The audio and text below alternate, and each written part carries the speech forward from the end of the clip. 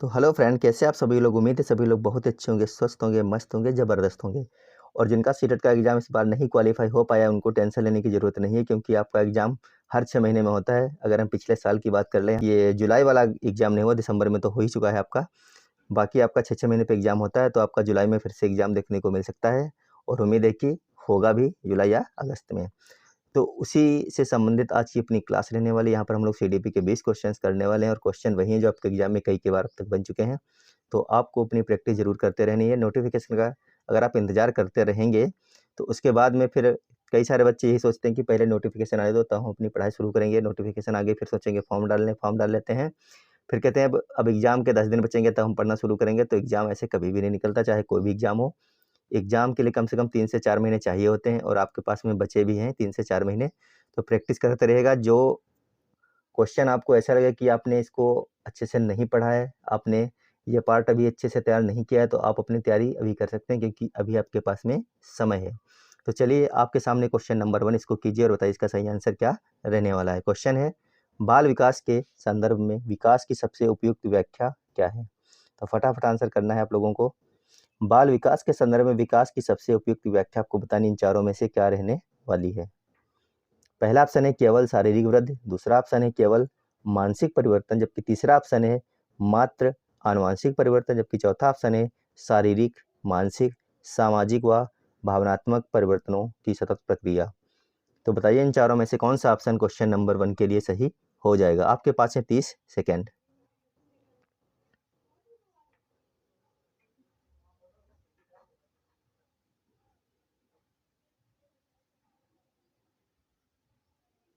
तो इसका सही आंसर हो जाएगा ऑप्शन नंबर डी, शारीरिक, मानसिक, सामाजिक व भावनात्मक परिवर्तनों की सतत प्रक्रिया।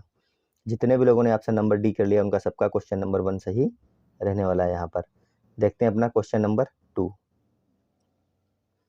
देखिए क्वेश्चन नंबर जो 2 है, इसको सही से आप लोगों को पढ़ना है और बताइए इसमें कौन सा सही हो जाएगा। क्वेश्चन लिखा, निम्न में से कौन सा कथन विकास और वृद्धि के अंतर को सही ढंग से स्पष्ट करता है? आपको बताना है विकास और वृद्धि के अंतर को। पहला यहाँ पर ऑप्शन है, वृद्धि जो है मात्रात्मक होती है और विकास गुणात्मक होता है। दूसरा ऑप्शन लिखा है विकास केवल बचपन में होता है, जबकि तीसरा ऑप्शन है वृद्धि जन्म के बाद नहीं होती, जबकि चौथा ऑप्शन है विकास केवल शिक्षा पर निर्भर करता है। तो आप बताइए इन चारों में से कौन सा ऑप्शन आपको सही लग रहा है, सही होने वाला है क्वेश्चन नंबर 2 के लिए। सीडीपी एक ऐसा सब्जेक्ट है जो आपको बहुत ज़्यादा नंबर दे सकता है सीटेट के एग्जाम में, क्योंकि अगर आपकी सीडीपी अच्छी है तो आपका पेडागोजी में नंबर बहुत अच्छे आएंगे, क्योंकि पेडागोजी की जो पकड़ होती है बहुत अच्छी आपको रखनी है, क्योंकि 90 नंबर तक के क्वेश्चन आपको पेडागोजी के देखने को मिलने वाले हैं अगर सारे सब्जेक्ट की बात कर लें तो।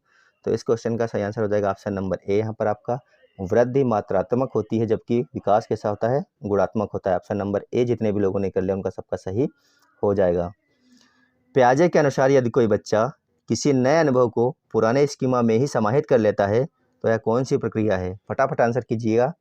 पुराने स्कीमा में ही समाहित कर लेता है अगर कोई बच्चा, तो यह कौन सी प्रक्रिया कही जाएगी? क्या संतुलन है, अनुकूलन है, आत्मसातीकरण है या फिर समायोजन है? बताइए इन चारों में से कौन सा ऑप्शन सही हो जाएगा।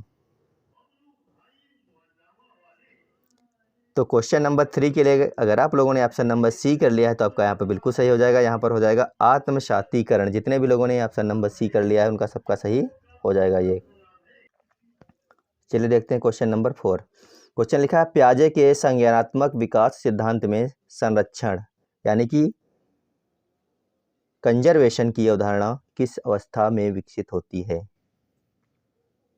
फटाफट आंसर करेंगे सभी लोग। ऑप्शन देख लेते हैं। ऑप्शन लिखा है संवेदी गत्यात्मक अवस्था, दूसरा ऑप्शन है पूर्व संक्रियात्मक अवस्था, तीसरा ऑप्शन है मूर्त संक्रियात्मक अवस्था, ये चौथा ऑप्शन है औपचारिक संक्रियात्मक अवस्था। तो बताइए पियाजे के संज्ञानात्मक विकास सिद्धांत में संरक्षण की अवधारणा किस अवस्था में विकसित होती है? तो यहाँ पर आपका ऑप्शन नंबर सी सही हो जाएगा, पूर्व संक्रियात्मक मूर्त संक्रियात्मक अवस्था यहाँ पर आपका सही हो जाएगा। अगला क्वेश्चन है, वाइगोत्स्की के अनुसार अधिगम सबसे प्रभावी कब होता है? आपको बताना इन चारों में से अधिगम सबसे ज़्यादा प्रभावी कब होगा और किसके अनुसार पूछ रहा है? वाइगोत्स्की के अनुसार। पहला ऑप्शन लिखा जब बच्चा अकेले सीखता है, दूसरा ऑप्शन है जब आईक्यू अधिक हो, तीसरा ऑप्शन है जब बच्चा ZPD में हो। चौथा ऑप्शन है जब बच्चा को दंड दिया जाए। ZPD का अर्थ आपको पता ही होगा, अगर आपने सीटेट का एग्जाम दिया है, अगर पहली बार दे रहे हैं तो आप इसका अर्थ समझ लीजिए। इसका अर्थ होता है जोन ऑफ प्रोक्सिमल डेवलपमेंट। तो इसका सही आंसर हो जाएगा ऑप्शन नंबर सी, जब बच्चा ZPD में होता है। अगला क्वेश्चन है ZPD यानी कि जोन ऑफ प्रोक्सिमल डेवलपमेंट का सही अर्थ क्या है। फटाफट आंसर करेंगे। जो लोग पहली बार इसका एग्जाम दे रहे हैं सीटेट का, उनके लिए काफ़ी इंपॉर्टेंट क्वेश्चन है, अदरवाइज तो सभी को इसका आंसर पता ही होगा। इसका सही आंसर आपका हो जाएगा बच्चा जो सहायता से कर सकता है। फटाफट आंसर सभी लोग बता दीजिए इसका। ऑप्शन नंबर सी सही है, बच्चा जो सहायता से कर सकता है। चलते हैं अगले क्वेश्चन पर। क्वेश्चन है निम्न में से कौन सा अधिगम का सामाजिक निर्माणवादी दृष्टिकोण दर्शाता है।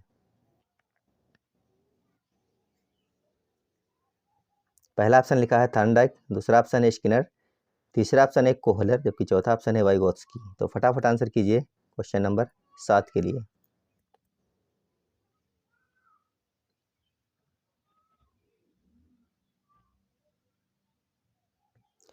निम्न में से कौन सा अधिगम का सामाजिक निर्माणवादी दृष्टिकोण दर्शाता है।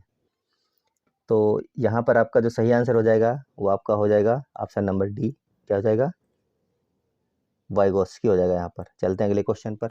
क्वेश्चन है कोहलर के अंतर्दृष्टि अधिगम सिद्धांत में अधिगम किस पर आधारित है।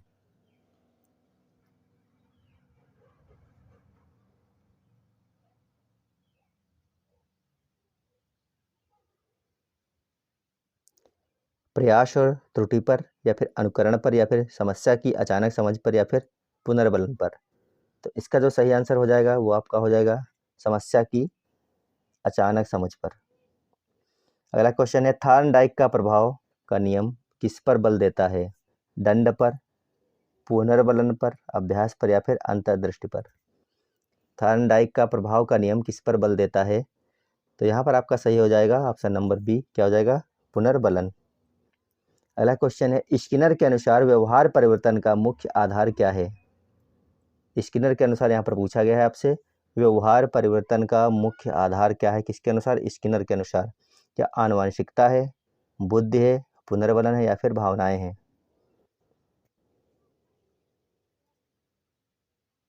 तो यहाँ पर आपका हो जाएगा पुनर्बलन है, ऑप्शन नंबर सी। अगर आप लोगों ने कर दिया है तो आपका बिल्कुल सही रहने वाला है। क्वेश्चन है निम्न में से कौन सा आंतरिक प्रेरणा का उदाहरण है।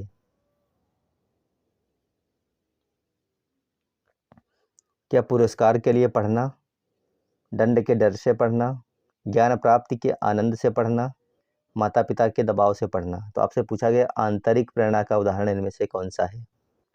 आंतरिक प्रेरणा का उदाहरण है ज्ञान प्राप्ति के आनंद से पढ़ना, पुरस्कार के लिए पढ़ना बाह्य, डर से पढ़ना ये भी नहीं होगा। कौन सा हो जाएगा, ऑप्शन नंबर सी है, ज्ञान प्राप्ति के आनंद से पढ़ना आंतरिक प्रेरणा के अंतर्गत आपका आएगा। क्वेश्चन नंबर 12 है गार्डनर के बहुबुद्धि सिद्धांत में कौन सी बुद्धि भाषा से संबंधित है। बहुबुद्धि के सिद्धांत में आपसे पूछा इनमें से कौन सी बुद्धि ऐसी है जो भाषा से संबंधित है। क्या तार्किक है, भाषाई है, संगीतमय है, या फिर स्थानिक है। काफ़ी अच्छे क्वेश्चन हैं, आपको लगातार बने रहना चाहिए यहाँ पर, और सारे के सारे क्वेश्चन करने हैं। एग्जाम कब होता है कब नहीं होता है ये तो आपको पता ही चल जाएगा आने वाले अगले महीने में। अगर आपका एग्ज़ाम अभी होने वाला है तो नोटिफिकेशन आपको मई या फिर जून के फर्स्ट वीक में देखने को मिल ही जाएगी, और आपको अपनी तैयारी जरूर करके रखना है, क्योंकि फिर एकदम से तैयारी नहीं होती है। एक दो महीने में कुछ भी नहीं होता है, फिर आपका एग्ज़ाम नहीं निकलता है।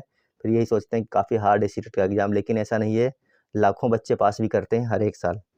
इसका सही आंसर आपका रहने वाला है ऑप्शन नंबर बी, क्या हो जाएगा, भाषाई हो जाएगा यहाँ पर। अगला क्वेश्चन निम्न में से कौन सा भावनात्मक विकास का संकेत है। भावनात्मक विकास के बारे में पूछा गया है, बताइए इनमें से कौन सा संकेत है। क्या लंबाई बढ़ना है, शब्द भंडार बढ़ना है, आत्मनियंत्रण है, लिखने की क्षमता है।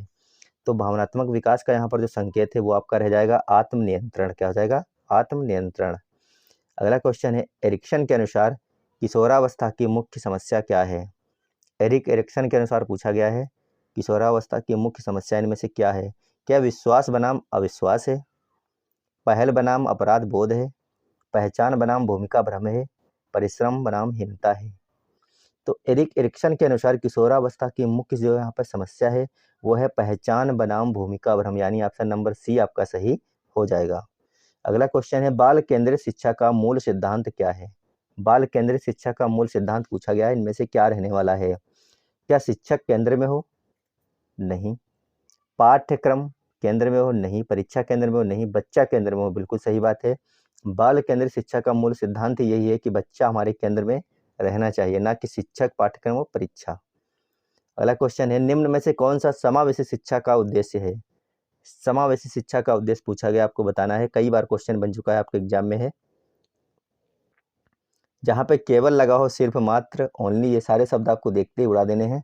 देखिए लिखा है ऑप्शन नंबर ए और बी दोनों में केवल, तो इसको हमें पढ़ना ही नहीं था। नीचे लिखा है प्रतियोगिता बढ़ाना, ये भी आपका नहीं होगा। क्या होगा? सभी बच्चों की समान भागीदारी। समावेशी शिक्षा का उद्देश्य क्या होता है?